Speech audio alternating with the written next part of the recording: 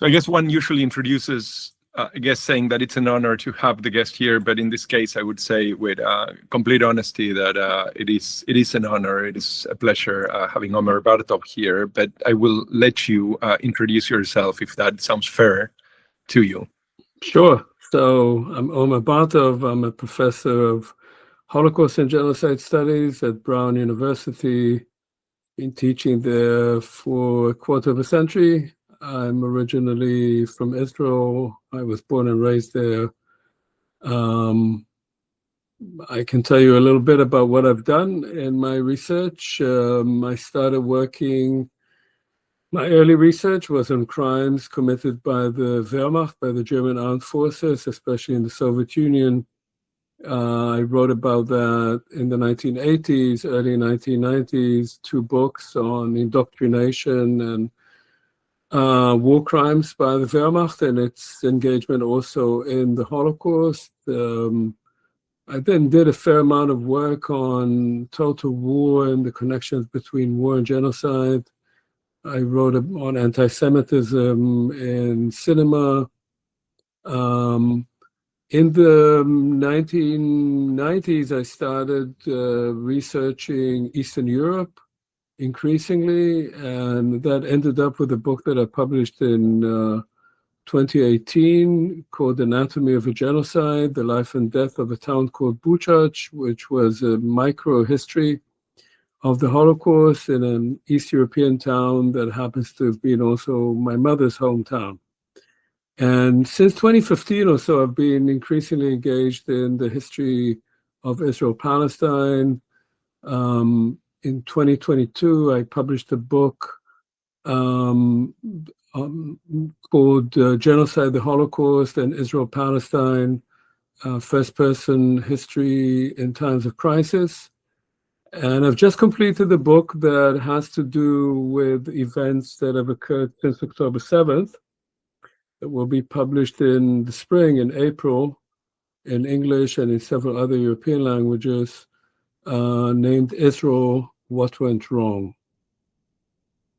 So I've seen many of your interviews over the last 2 years, and I have a fairly clear memory of the first one, or one of the first ones I saw. Well, the first one that I saw of yours. I think it might have been CNN. And you were saying that there were some very worrying signs, but that in your consideration, we were not talking about genocide. And then I think that I saw sort of the arch, and I want to ask you a bit about it. But I think that then that sort of the end of that arch comes to the New York Times article, which is the one that exploded sort of on everybody's screen. Which was the claim. I mean, the title was actually, I'm a genocide scholar. I see one, I recognize one when I see one, this is genocide, essentially. So if I may ask you, what were the things, what were the moments that you began really to see your own position shifting? What are the things that came into your screen that shifted? Look, I mean, I wrote an initial op-ed in the New York Times in early November 2023. And in that article, I wrote about the fact that it appeared to me that, and this was about 4 months into the Israeli assault on Gaza following the murder of hundreds of Israeli civilians by Hamas, I wrote that it appeared to me by then, with 10,000 people already having been killed, that the IDF was involved in war crimes, that is, in disproportionate use of force, in crimes against humanity because of the very large numbers of civilians who were being killed. And I warned that if this were to continue, it could become a genocidal operation. So that was in November 23. And I actually started thinking that what we were watching was genocide by May of 2024.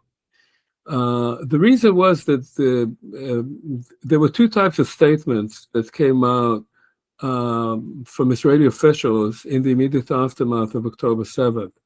One was a kind of official statement that said that Israel was engaged in a war whose goal was to destroy Hamas and release the hostages.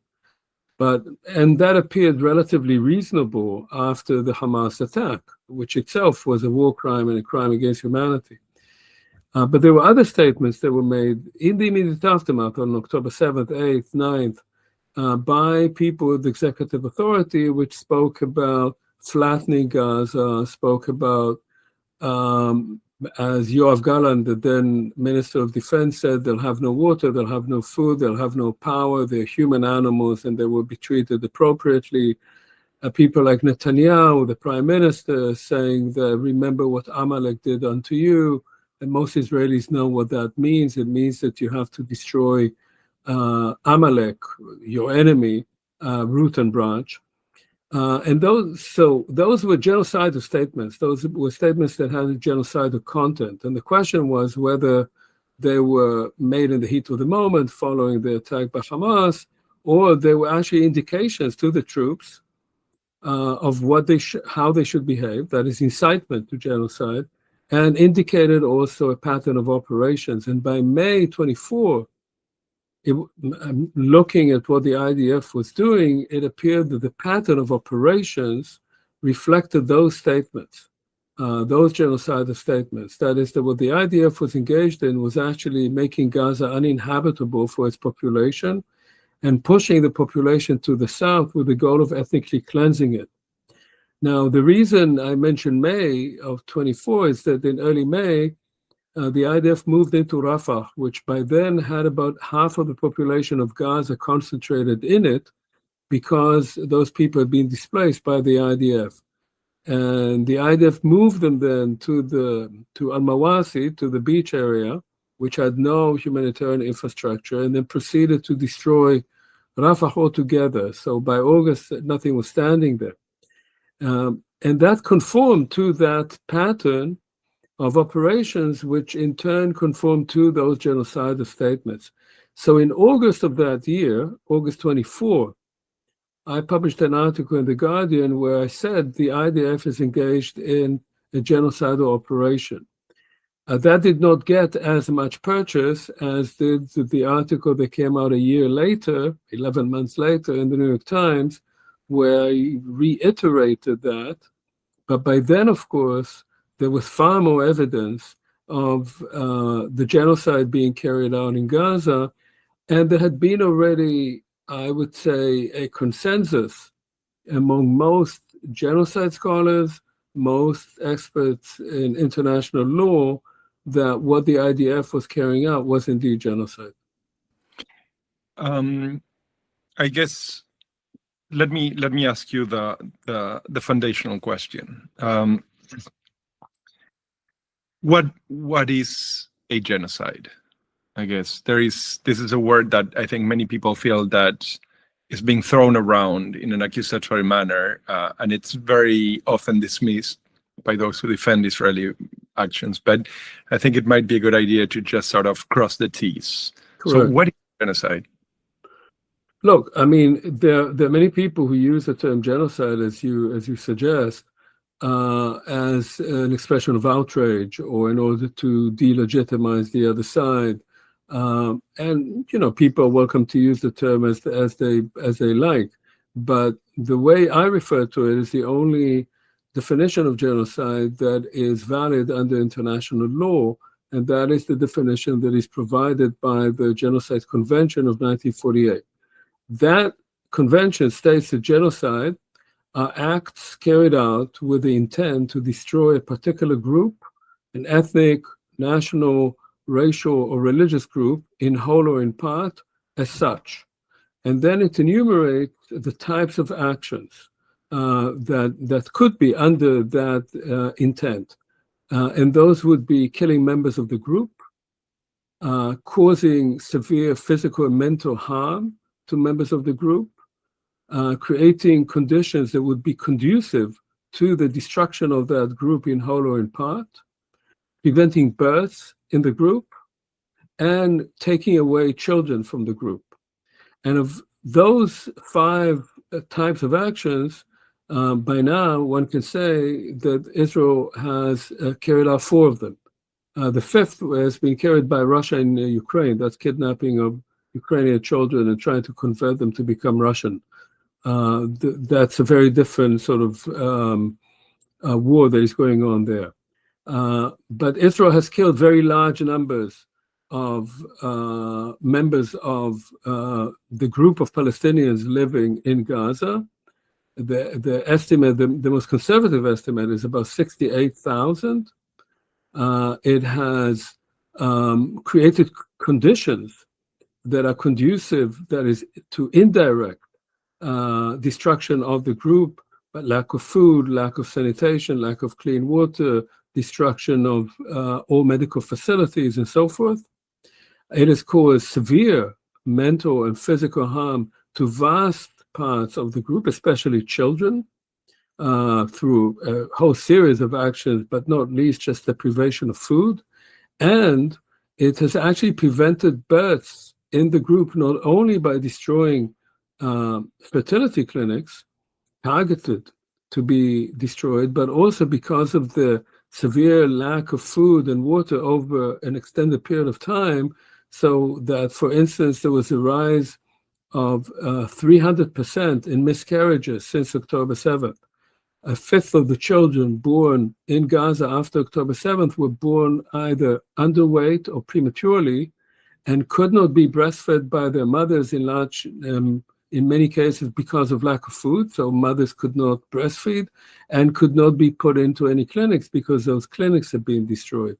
And of course have suffered from lack of food to the extent that that will hamper their mental and physical development for the rest of their lives. And half of the population of Gaza are under the age of 18.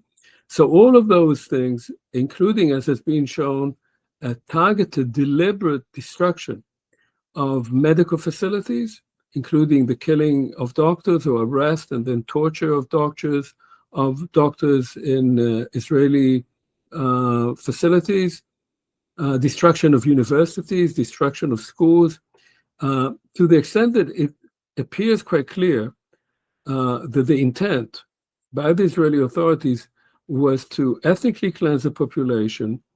It could not ethnically cleanse it because the population had no place to go to, and therefore causing death and debilitating large numbers of the population, and trying to ensure that even if people, when the hostilities end, and right now it appears that they have at least ceased for a while, people will have no homes to go back to, and everything they need to reconstitute their identity as a group, archives, universities, schools, mosques, will have been destroyed. So it'll be extremely difficult for that group, both materially, educationally, and in terms of their identity, to rebuild themselves as a group.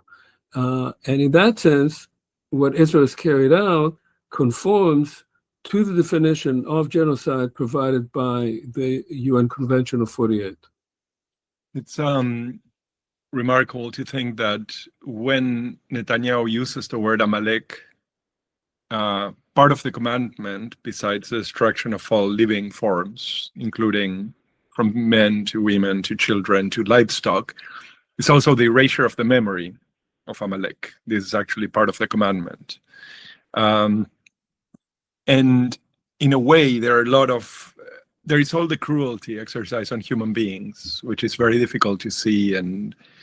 But there is something about the destruction of universities, the intellectual fabric, the institutional fabric, the health services, all of this system that is really just the sort of almost material memory of Gaza and of Palestine in the Gaza Strip, that in some sense in my head bespeaks almost more so than the brutality itself, the fact that there is a project of erasure here. And I don't know if you would say that that's a fair assessment, but that degree of destruction, which is that no trace would be left once these people are gone, there would not even be the gravestones.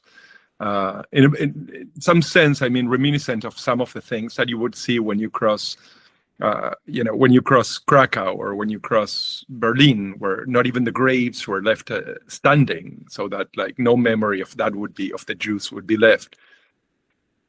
Look, I mean, first of all, this is exactly what genocide is about.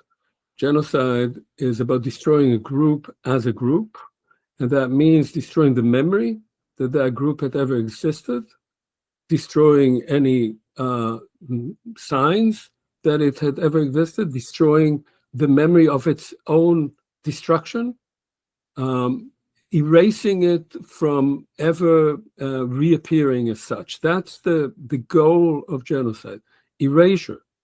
That's what it is about. So that the group will disappear. People may remain. People, children can be adopted by other people, by other families.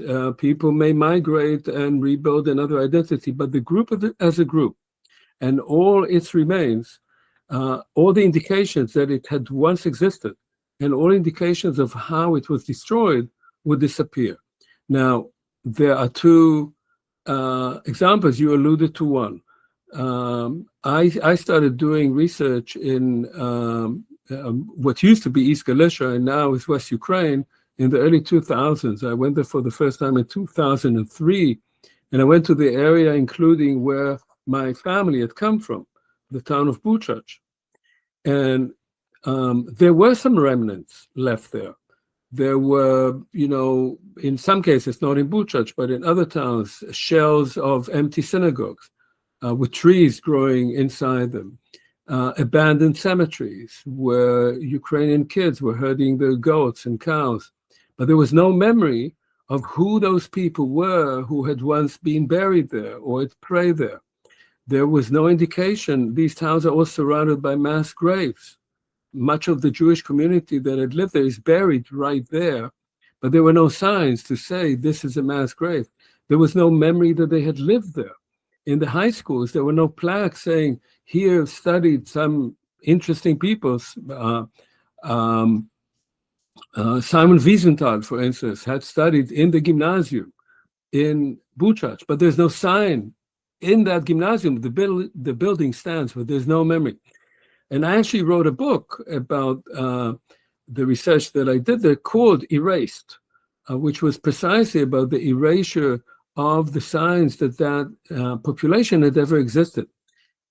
But it was because of those journeys to Ukraine as I was writing that book that I started thinking about my own childhood and where I grew up.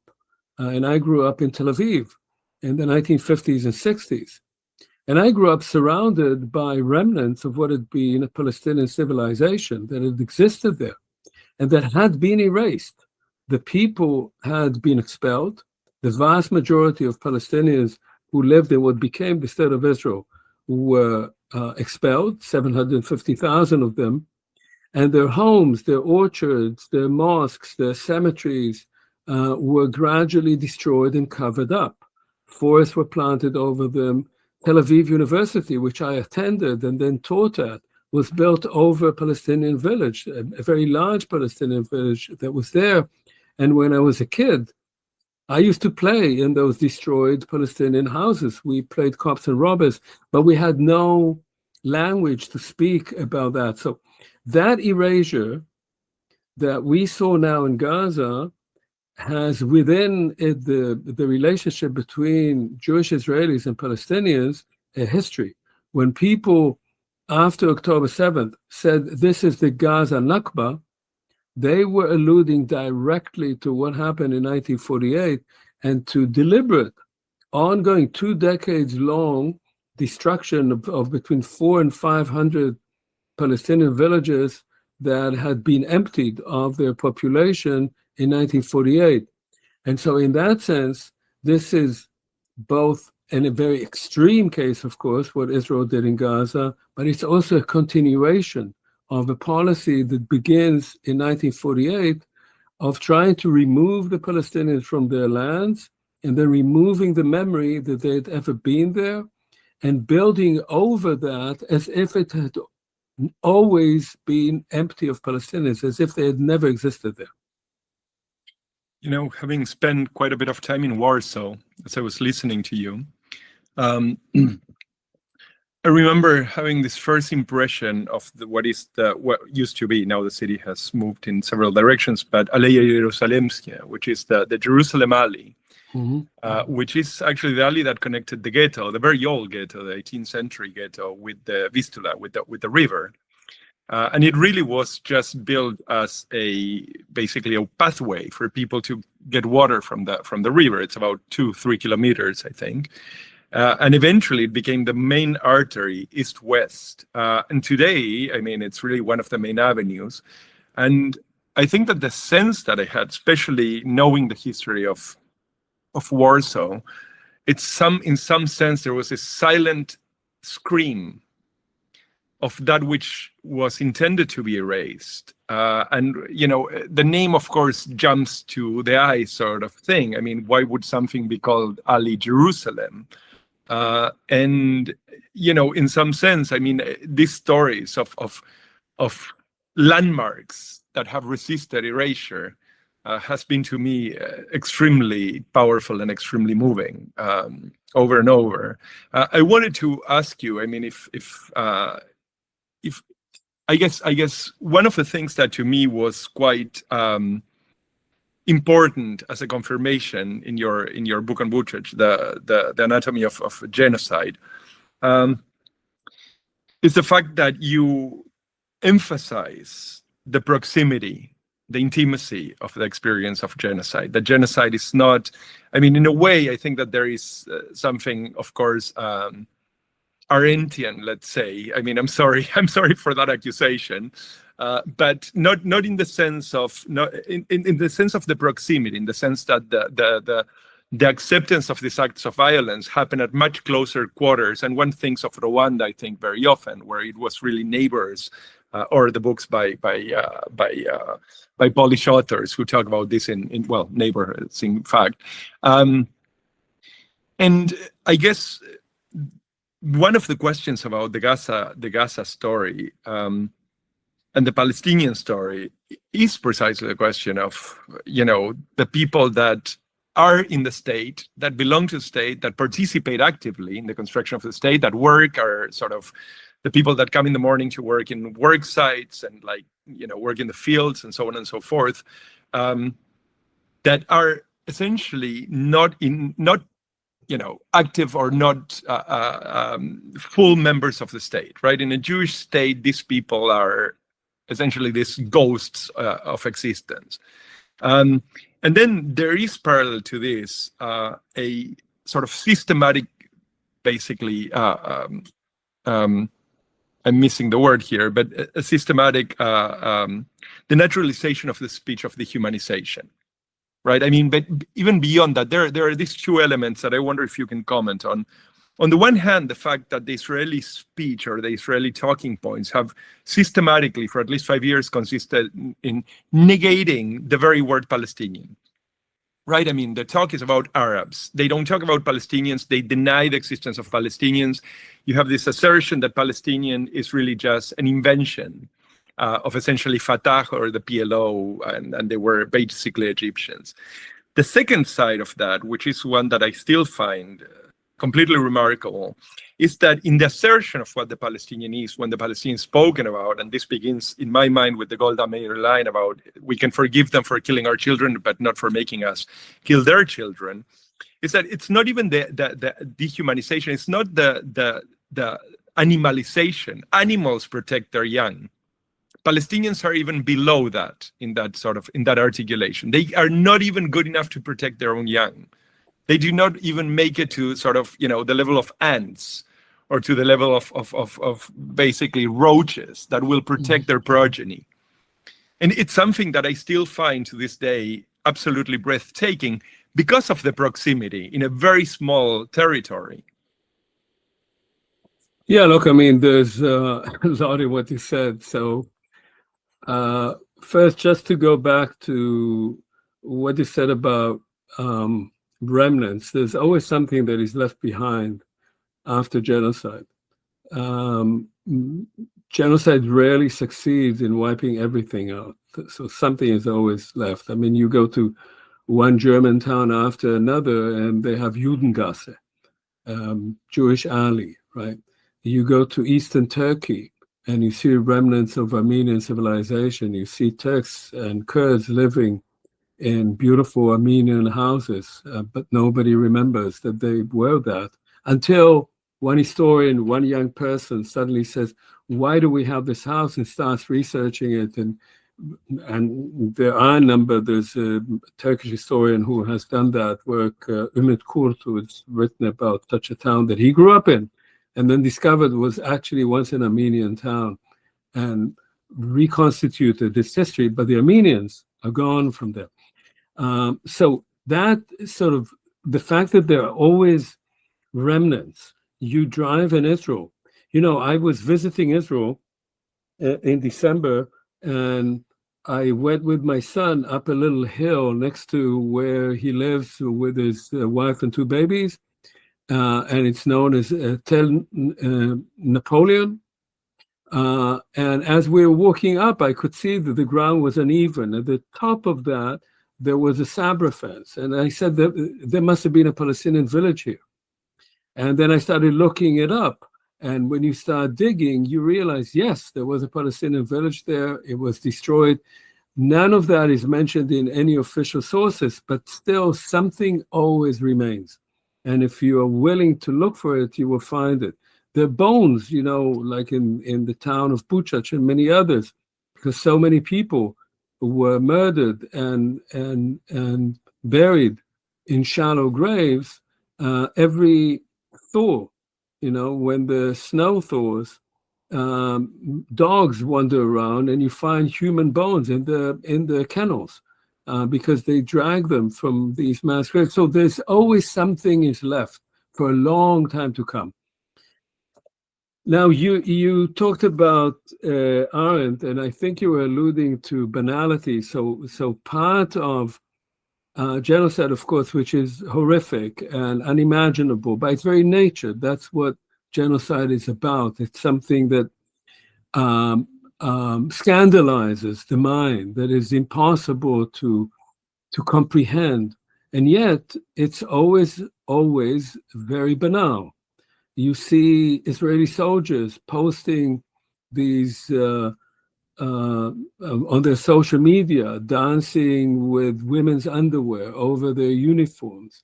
This kind of stupid teenage game acting, dehumanization, just a vulgar sense of humor in places that they had completely destroyed. You see them smoking cigarettes while they're blowing up entire universities, sort of giggling as they do that. This is the kind of banality of evil that you find in all genocides. It's also very typical. So you have both the extremity, the extraordinary nature of genocide, and then you have the kind of banal reactions. Part of it is also, as you refer to, I'd say both dehumanization on the one hand and intimacy on the other. And they are often connected. So if you take the Israeli case, Palestinians have become progressively dehumanized in Israel. They've actually experienced social death in Israel, which is something that a sociologist wrote about what happened to Jews in Germany during the 1930s. That is, they have disappeared from view. Most Palestinians, not Palestinians who are citizens of Israel, but occupied Palestinians, are encountered by Israelis only either if they're washing dishes in some restaurant in the back room, or when you come to impose on them to enforce the occupation. You break into their homes at 4 a.m. You humiliate the old people. You break children's toys. You frighten them. That's your role. That's how you enforce occupation, by oppression, by showing them who is the boss. That's how you encounter them. Doing that over generations, because most of Israel's history since 1967 is a history of occupation, where half of the population rules over the other half, right? You have now 7 million Palestinians and 7 million Jews in that area. That has an effect. That has an effect on everyone. First of all, you dehumanize the population that you are ruling. You start thinking of them as not deserving any rights, as not deserving whatever they have. It's because you're good enough to let them have it, but they don't really deserve it. But it also, of course, dehumanizes you, because this is what the Messer wrote already in the early 1950s. You treat them as animals, and you become an animal yourself. And then there is this, what you spoke about, which is very common in these kind of situations. The German army spoke about the Russians like that. They said they don't care about life. They don't care about their children. So they're not, you're right, they're not like animals. They're worse than animals. They live to die. And you say, they have children, and now, and there's a sort of cycle of revenge. After what we did to them, after having destroyed all their families, their children, if they're left, will want to take revenge, will want to rise up against us, because we know what we did to them. And so we have to kill them when they're still small, before they become the next generation that will take revenge. That also is very much part of that cycle. And within that, there is intimacy. And the intimacy is something that is, often difficult to pinpoint, because it's dehumanization and intimacy at the same time. These are people who are often very close to us. Certainly in the Israeli case, they eat more or less the same food. The languages are closely related. Large parts of the population of Israel are actually people who came from the Middle East and North Africa. Their parents or their grandparents spoke Arabic. In many ways, when they go to Arabic markets, they have memories of their own culture, a culture that they speak about having been erased by European Jews, by Ashkenazi Jews. The process of becoming a real Israeli was giving up that part of your identity. And so, and Israeli society in general has become much more part of its own region. Whether you come from the Middle East and North Africa, or you come from Poland and Germany, your ancestors, that kind of intimacy, that kind of fear that you and they are actually very close to each other, that you may become like them or they may become like you, has itself a potential of violence if it is mobilized by particular ideologues, by particular ideologies of exclusion. You want to remove those who you may become part of, or they may become part of you. You have to cut that connection, eradicate it, so that you remain who you are, and they remain on the other side. And that, if you combine that with one other element that you didn't mention, but that I think is crucial, is the sense that all groups that I know of in the modern era that carried out genocide saw themselves as victims. They saw themselves as the victims of those they were victimizing. They believed that those people that they're now killing had once betrayed them, had stabbed them in the back, had planned to kill them, had wanted to throw them to the sea, whatever is the term. And they believe that if they don't finish the job now, then those people, because of what we are doing to them now, will come back and do to us what we're doing to them. That sense of righteous victimhood is what propels genocidal actions. And Israel is full of that. It's probably the balance between denial of what has happened and what is happening, and the sense at the same time, or the argument at the same time, it didn't happen on the one hand, and on the other hand, we should have finished the job. That is at the core of genocide going back to the beginning of the 20th century, and very much present in what you see happening in Israel right now. I wonder if I can have you explain a bit, or what are your thoughts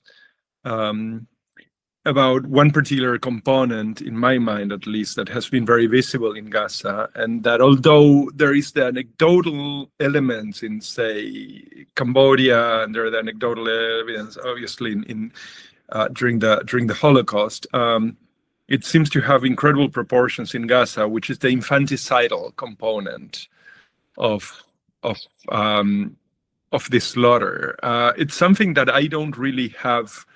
I spend a lot of time around the questions of Sarajevo and the siege of Sarajevo, and Sarajevo was particularly brutal for children. There were about 1,500 children who were killed, many of them by sharpshooters.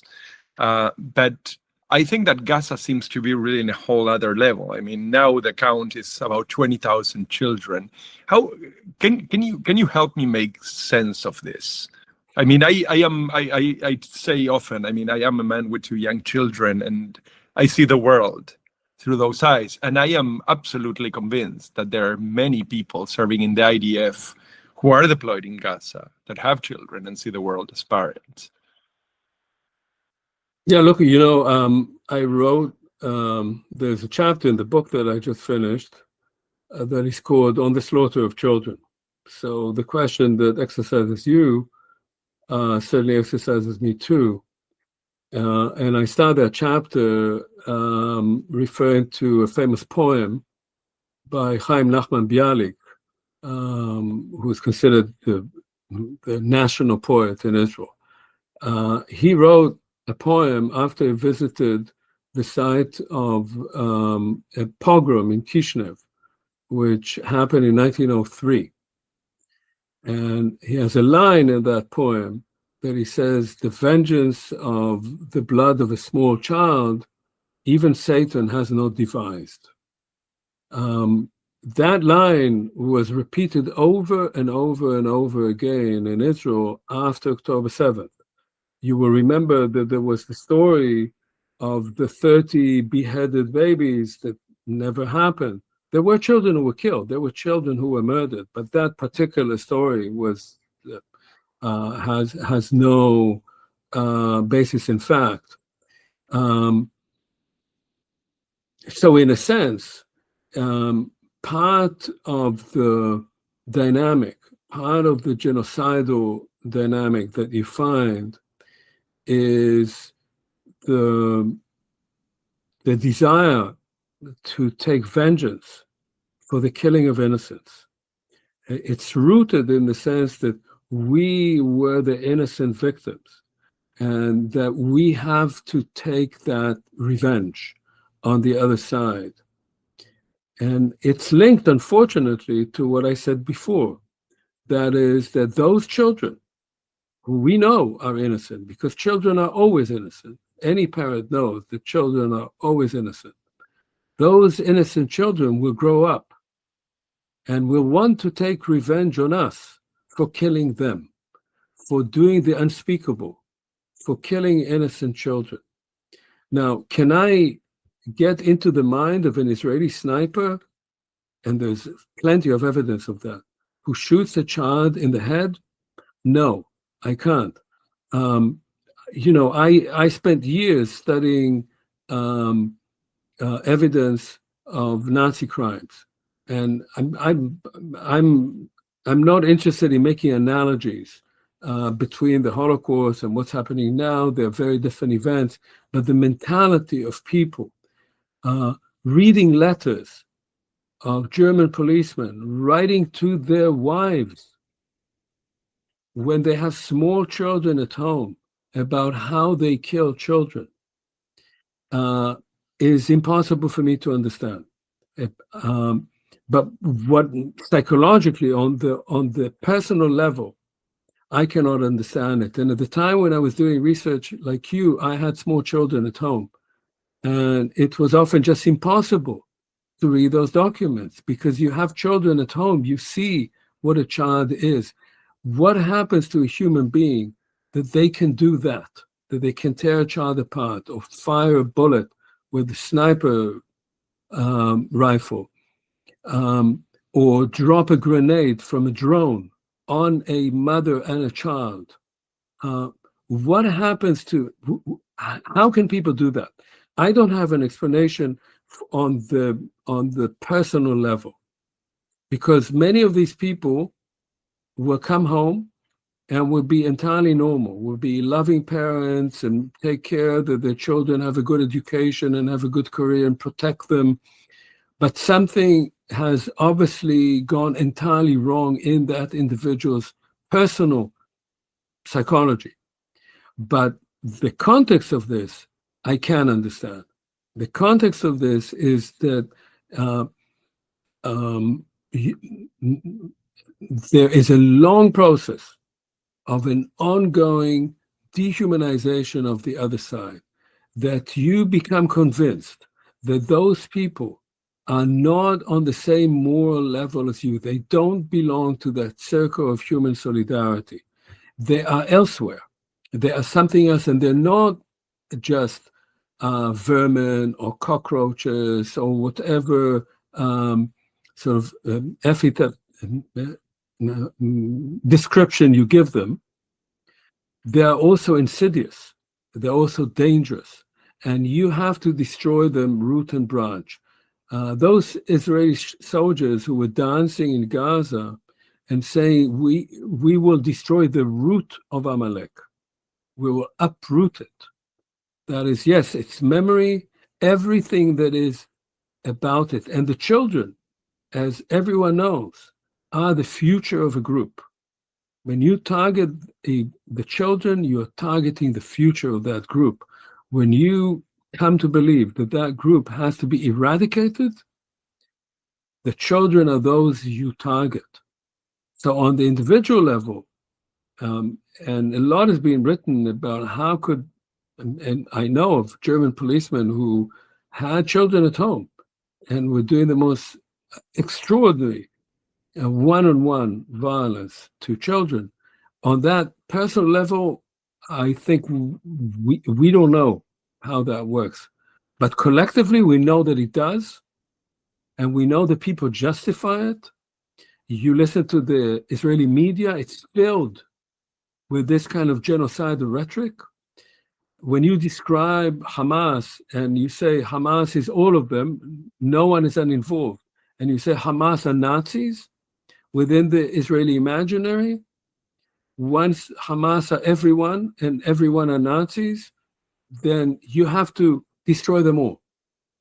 And that, of course, is not just a stain on that society. It will pollute that society. It will distort that society for generations to come, because when you engage in that, in the murder of innocents, in the murder of children, that's not something that can easily be wiped out, not historically, but also not in the collective identity of a group. It will last for a long time. And before you even begin to heal it, you have to confront the fact that you did it. You have to emerge from this denial, from this self-justification, from this constant presentation of yourself. And in Israel, it's happening every day, every hour. We are the victims. Let's remember October 7th. Everything that we did after that doesn't matter. We have to remember what happened on October 7th, the murder of our children. As a friend of mine wrote or said in an interview, I have no room in my heart for their children. That's a person that I've known for most of my life. That psychology is that kind of genocidal mindset will take a long time to heal. So I guess probably my last question, and I don't know if this is something that you're even willing to answer, but let me just try.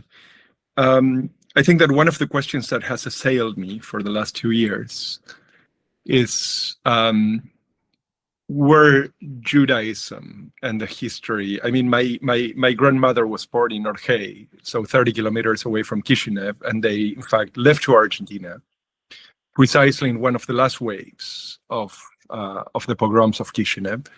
And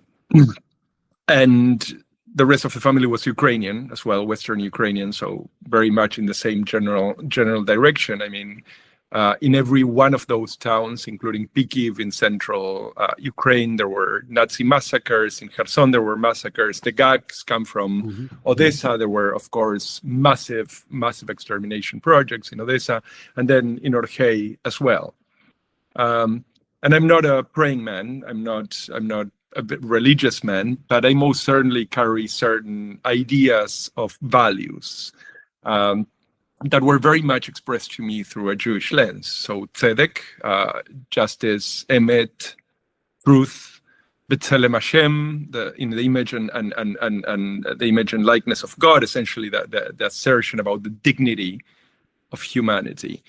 And now we have a state that calls itself Jewish, and it talks in at least with the voice, or claims the voice of Judaism, whether one likes it or not. I mean, I've been, whatever my position might be. And I wonder what that means for the history that I think both you and I are concerned with, and the sense of moral duty. I will not talk about you, but certainly for me, that history imposes certain moral duty, which is not to preserve the well-being of every Jew at the detriment of everybody else. That's really not how my history and my values, my Jewish values, have informed my politics. What do you think is ahead? I mean, it's really in relation to the answer you just gave, in a sense, right? About your friend, about generations, but what is I guess, Jewish identity? Sorry for the question. I know that this is rather massive, but in the context of this. Look, I mean, many years ago, I co-edited a book with a colleague, which we called In God's Name. And the book was about various cases of massacres, genocides, and wars in which religion was mobilized either to justify killing or to save the innocent, to see the better side of humanity or to exclude people from humanity, whether it was Islam or Christianity or Judaism.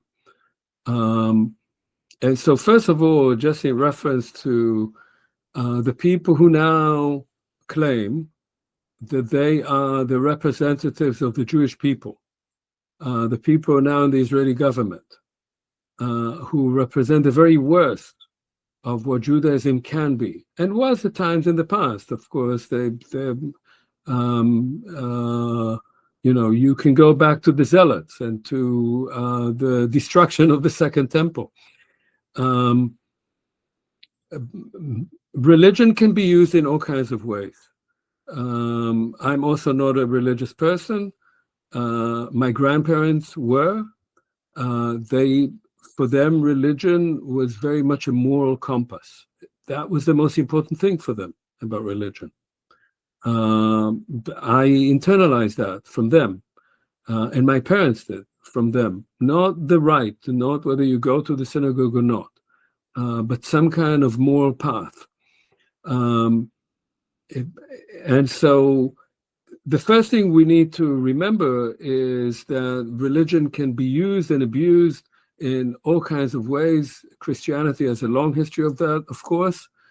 And with Judaism, as long as the Jews were a minority, a persecuted minority, often persecuted, not always, of course, but a minority and dependent on the goodwill of others, be they Christian or Muslim, Judaism developed in a particular way. Once Judaism becomes also the state religion, then it starts taking up exactly those kind of oppressive, violent aspects that other religions have taken when they were in power, be it Christian monarchs or Muslim leaders, which at times acted in atrocious ways in the name of God, in the name of religion.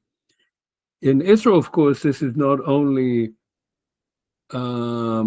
religion, it's also Zionism, it's the state ideology. And Israel was created as a Jewish state. But what does it mean when you say a Jewish state? Does it mean that it's a state for Jews? That is, it's a state for ethnic Jews, people somehow who have a Jewish mother, or is it a Jewish state in the sense that it is a state whose religion is Jewish? And over time, Israel has become more of both.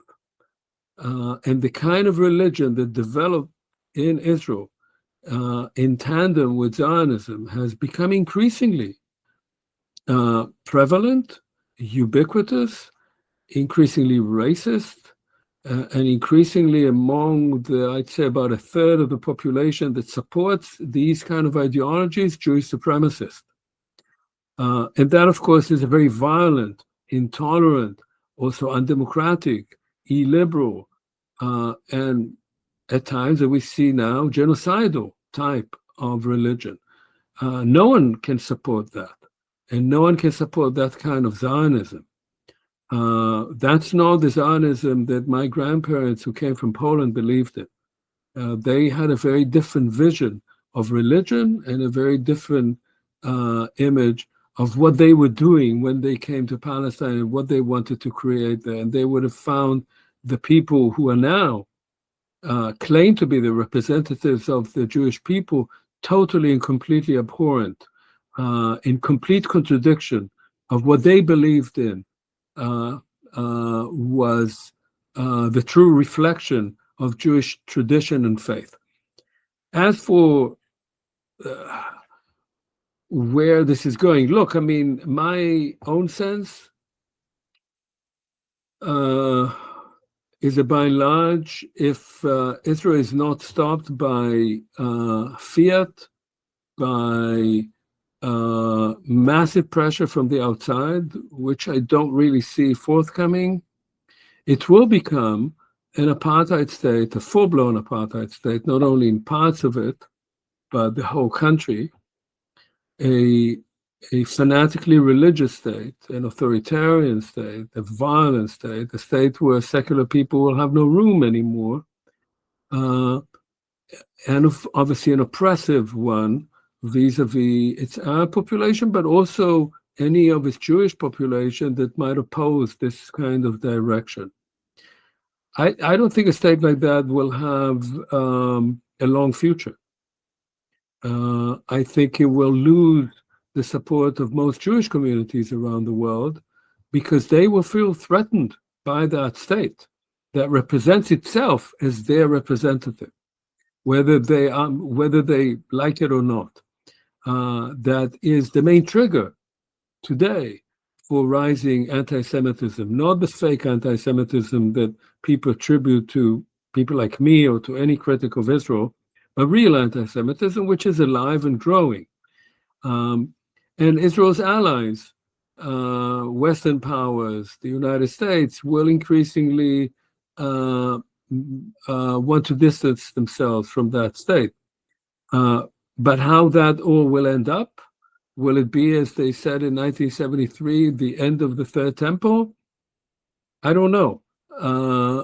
But this direction is destroying the state and is a major threat to Jewish existence and Jewish identity around the world. I want to say, my father, who died in 2016 at the ripe age of 90, spoke about that, spoke about Netanyahu as being the wrecker of Zionism and a major danger to Jewish existence in the world. Jews outside of Israel will have to reinvent themselves separate from Israel if they want to exist as a community, an ethnic community, a community of faith, of some kind of tradition. The association with Israel that became natural from the 1960s and 70s is being shattered by Israel itself just as much as it is shattering the rule of international law. And I pray that this will not happen. But the way for this not to happen is for Israel to go through radical shock therapy, is for Israel to realize the limits of its power, It's for Israel to rid itself of these forces of evil that have taken over the country, and to realize that it must find a path for coexistence between Jews and Palestinians in that land. Without that, we are looking at a very bleak future. Let me ask you a very last, and no, I promise it's really the last, perhaps very provocative question. Do you, from the top of your head, is there any genocide that has been stopped without force? Yes, I mean, there are genocides that stopped without force because those who were carrying them out believed that they had accomplished their goal, of course. The genocide of the Armenians continued until most of the Armenians were removed from what became Turkey. The genocide of the Herero ended because most of the Herero were killed, and a minority of them were put in concentration camps and tagged and chained. So yes, I mean, it can happen. But in most cases, genocide was stopped through military intervention. The case of Israel is neither one nor the other, of course. There's not going to be military intervention. There's just no political constellation that would allow for that. And it has not succeeded. Ethnic cleansing, the one thing that Trump succeeded in doing was to stop the ethnic cleansing, which was the clear goal of the Israeli government. And he stopped it. Now, it doesn't mean that things can be reversed, but that plan, it may be revived at some point. But right now, the plan to remove the Palestinians from Gaza is gone. How they can live there, that's a whole other question. Can anyone actually live in that desert of ruins and bodies and pollution? The case of Israel, because it's a small country which relies on very powerful countries and was given license by those countries that claim to be the protectors of international law and human rights, was given license for 2 years to do what he did. The case of Israel is different. It is one in which those countries have become complicit as facilitators of this kind of violence. So they can change things. This is not like the war in Ukraine. Israel is completely dependent on them. But they have to decide to do so, and they haven't been able to. So in that sense, what will rescue Israel from its own demons is not, what Chancellor Merkel said, that the Staatsräson or the raison d'etat of Germany is to protect Israel at all costs, but rather first to protect the rule of international law, and two, if you care about Israel, and Germany, I think, should care about Israel for historical reasons, to save it from its own demons, to help it rid itself of what is taken over, and to help it chart a path to coexistence with the Palestinian population. So here I would say this is a different case from other cases of genocide. It's one that can be corrected. Of course, the horrific price that was paid will never be compensated for, but there is a path forward. But what we are missing is will on the side of Israel's allies to actually help it, and of course rescue the Palestinians from its violence, to chart a new course forward. Omer Bartov, thank you very, very much. It's been a pleasure, if a sad pleasure, a pleasure. Thank you.